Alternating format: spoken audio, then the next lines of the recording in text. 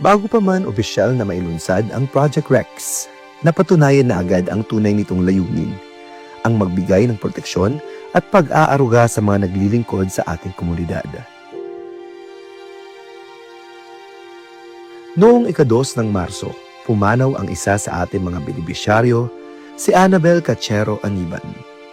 Sa gitna ng pagdadalamhati ng kanyang pamilya, naging malaking tulong ang insurance coverage mula sa Project Rex upang maibsan ang kanilang mga pangangailangan sa isang napakahirap na panahon. Ako si Aldrin Aniban, taga Barangay Hamuraon. Kuha na akong edad, 54 yan nga August 26. Aniya sakit siton kay ang una anay, di ko na siya nakakauro. Makanto ko sa CR, makuro siya maggumuha sa niya hugaw. Pero diyak maarang kay nasiring siya nga sakit layat yan ba? Okay man lang to sa akon. Siya lang, okay man lang sa iya. Pero san iya katrabaho, dito man siya nagsusumat. Masakit ko nung kati arong ko siya bulong, wala man ito nung dinihan mga pwede man ako kontak. Ito nga eralo, labaw ko tiya siya bulong, okay man lang to. Tapos, pagkuan niya, malain na gud niya ba, pamati, di na gud siya ganahan gud pagkaon. Nakaon gud pero di rin ganahan. Nagpakadto kami sa San Camilos. Gimpa laboratory ani namon. Pag guman siya laboratory, nakadto man kami sa kuan, dito ani kami one night sa San Camilos. Pag ulpot sa San Camilos, nasiring itong nga doktor, o nasiring na akong padis, siya, Dok, ini nga, masakit akong tiyan. Gindong anlasan, doktor, kaniya tiyan. Ang siring sa doktor, muscle pain lang ito. Di kami, baga mahuyayag ang pamati namon, kaya di naman kami maarang pasira doktor, maarang magsira, okay man lang ito. Pag gawa sa resulta sa laboratory, binhatag la sa amon, waray man ga kakita ng sini, kaya ba? Di pag-abot sa kuwan, di gawas na kami. Gusto nga pagkabuwas na.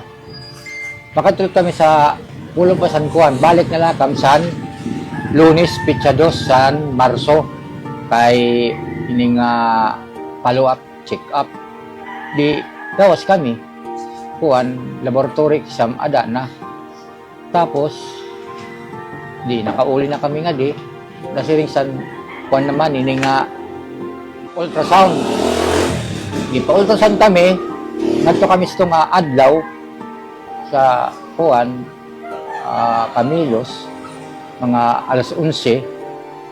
Nasiring ko dito, ang namon schedule, alas 3 sa alas 5 la. Nanguli anay kami. Tapos bumalik kami, sito nilat nga adlaw, mga mag-alas 4 ito na kami. Pero siya, makali sa CR, siya, maihi. Kasi, di humanda ng kuhan, ini nga, iya resulta. Umuli alat kami, siya ang nagkuhan, akong anak nagkuha sa resulta. Ano itong resulta mo? Oo. Warp sito nga kuhan, pitsados, wari namon na ikuhan san pitsados, san nga follow-up check-up dito sa San Camilos. Wala na kami maghulat. Diretso dayon kami sa Ulpe. Kay maluya na siya. Pag ulpot sa Ulpe, mauto nga ang kwanta nga di kami sa kwan nga pagkabuwas ko no, pagkabuwas ini nga pag-check up pa paliwat sa niya ihin sa hugaw. Di pagpulot sa resulta, gimbasa na sa namon lugod, dida na. Oo nga, okay man kung niya dugo, niya hugaw, niya ihi, okay. Pero may na siya, kung na, kaya lungs ba nga, kwan la, may kwan na siya, pero niya kuno, hindi nga sugar, kataas, 264, hindi sugar.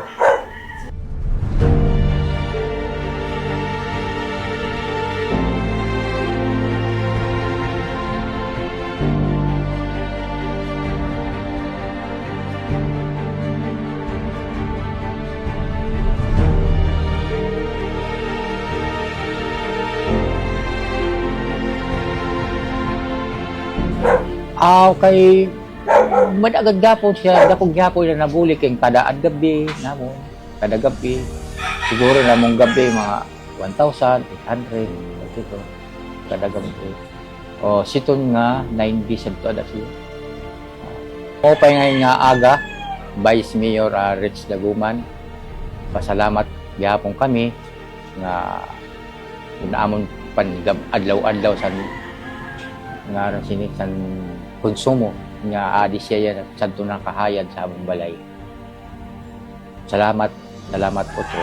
Masalamat Vice Mayor. Ako si Anthony A. Saniban, ako ang iya anak. Kundiin ako ang makarawat san bulig tikang san Project Rex Insurance. Na kundiin na bago ini nga insurance para sa BHW kay knowing job order waray gud sira security san kuan or waray gud sira benefits nga nakukuha. So through this dako ini nga bulig sa amon labi na san mga nahisalin pa namon nga garastusan nanuman itong kadako or kaguti basta bulig tikang sa Vice Mayor sin nga insurance dako na ini sa amon. Salamat Vice Mayor for san Project Rex Insurance kay dako ini nga bulig sa amon nga nabilin sa sa nawara nga BHW nga si Mama. Bago ini siya nga programa na kundiin nga tanan nga mga JOs under the government nga waray seguridad or benepisyo nga makakuha pero ini nga maasahan ini nga insurance kay dako ini nga bulig sa amon. Pagtrabaho ni Mama as BHW pero good ditong katuig pero at least may dagihapon na karawat si Mama sini nga pinaagi sini nga insurance. Ang mga frontliners ng ating komunidad ay araw-araw na nagsasakripisyo upang maglingkod sa kapwa. Sa pamamagitan ng Project Rex, sinisiguro natin na sila ay may proteksyon at may programang handang umalalay sa kanilang pamilya. Ito ang layunin ng Project Rex, ang tiyaking ang mga naglilingkod sa bayan ay hindi nag-iisa.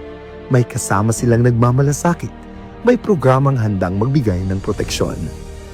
Project Rex, Rescue, Empower, Extend Care. May Rex na nagbabantay sa imo.